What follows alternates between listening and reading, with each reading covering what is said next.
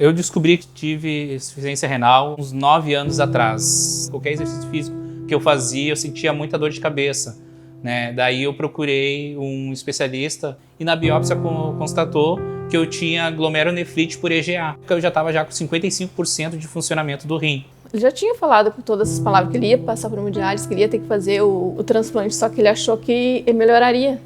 No início eu não acreditei que a doença fosse tão grave assim. Não, acho que na hora ele meio travou, sabe?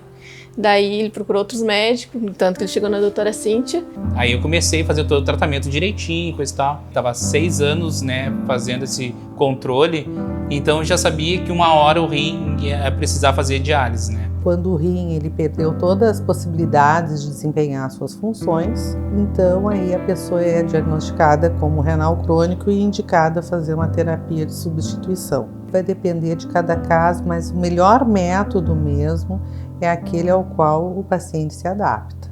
Quando disseram para nós que ia ter uma clínica nova, né, que seria um dos melhores padrões, né, já visto, a gente sempre ficou naquela expectativa, né? Hoje a gente tem uma estrutura multidisciplinar, sendo enfermeiro, técnico, médico, assistente social, psicólogo. Então ele tem hoje uma estrutura onde que ele pode se apoiar e compartilhar os seus medos, né? E tirar suas dúvidas também. Eu acho que todo ser humano ele tem uma necessidade de que as pessoas passem a tomar conta dele. Aí no primeiro dia que a gente veio para cá, então todo mundo ficou assim surpreso até pela recepção, né? A gente viu a clínica assim muito ampla e aí com os doutores, eles passavam, comunicavam a gente, chamavam pelo nome, não era apenas um número.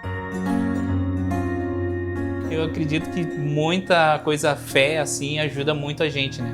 Então, quando eu trabalhava era pelo período da manhã, que era das 7 ao meio-dia. E quando eu comecei a fazer hemodiálise, eu comecei também das 7 às 11.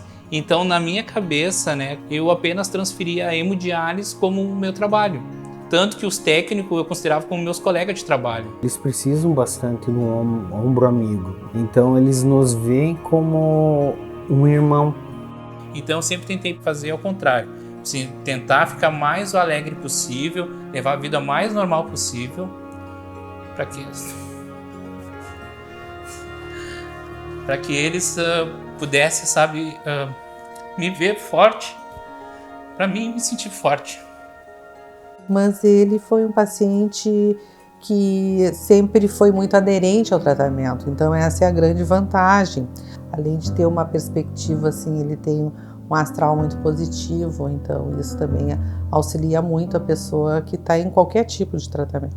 De um modo geral, o que é difícil para eles é essa decisão mesmo, vou ficar na hemodiálise ou vou transplantar? Que a gente não interfere muito, a gente dá todas as informações necessárias. Ele sempre teve um pouco de dúvida, porque ele se sentia bem. Em torno mais ou menos menos de um ano, me chamaram para fazer o transplante, né? Daí, nesse momento, a minha filha entrou em choque, começou a chorar.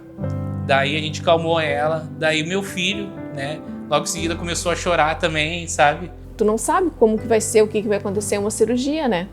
Peguei e liguei de volta, né, pra pessoa que me ligou, responsável lá. Eu disse para ela que eu, psicologicamente, não estava preparado, mas na verdade eram meus filhos, né? Porque eles sabiam que eu ia ter que fazer o transplante, mas eu acho que eles, no momento, eles não encararam assim como, né, o que era o transplante em si. Daí dali em diante a gente viu que a gente teria que conversar e explicar para eles o que aconteceria, né?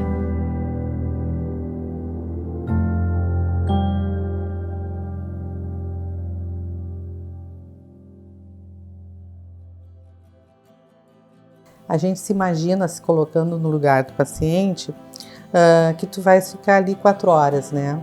Então, cada um reage de um jeito. Alguns vêm, leem, né? Uma grande maioria às vezes quer se desligar, quer dormir. Pelo fato de eu ser assim uma pessoa com alto astral, sabe, encarar a hemodiálise como tem que encarar, é uma fase que tu vai ter que passar, não adianta, né?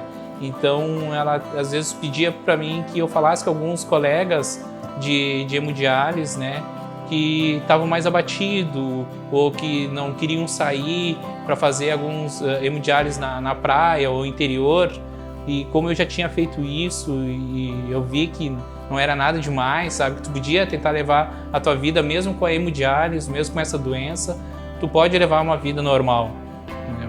Então eu passava isso para eles, para os meus colegas, né, de hemodiálise. Uma das maiores motivações que me levou a tentar levar uma rotina o mais normal possível sempre foi a família. Eu sempre tentei ser forte por eles, né? Passar a maior positividade. Acho que foi o principal, a maneira que ele encarou, de não se deixar se abater. Podia às vezes estar mal, mas eu tentava ser forte por eles, pela minha família. Deve ter sido um pouco difícil, porque algumas vezes foi chamado dessa lista de transplante e ele ficou em dúvida, até que ele acabou decidindo mesmo por ir, né? E foi bem sucedido. A gente aprende muito com todos os pacientes. Esse lado positivo é um lado que é muito bom para o paciente, né? Muito bom para um tratamento. E isso aí nós tivemos nesse caso em particular. Para as pessoas que estão entrando nesse processo de hemodiálise, que estão descobrindo a doença hoje, né? Tente levar a vida o mais normal possível, sabe? Para que você psicologicamente não fique abatido, para que seus familiares não sintam que você está abatido. Não entrar em pânico, não se apavorar, porque é uma fase. Que isso daqui não é um fim. Você não precisa ser um Bruce Lee para continuar lutando. Acredite.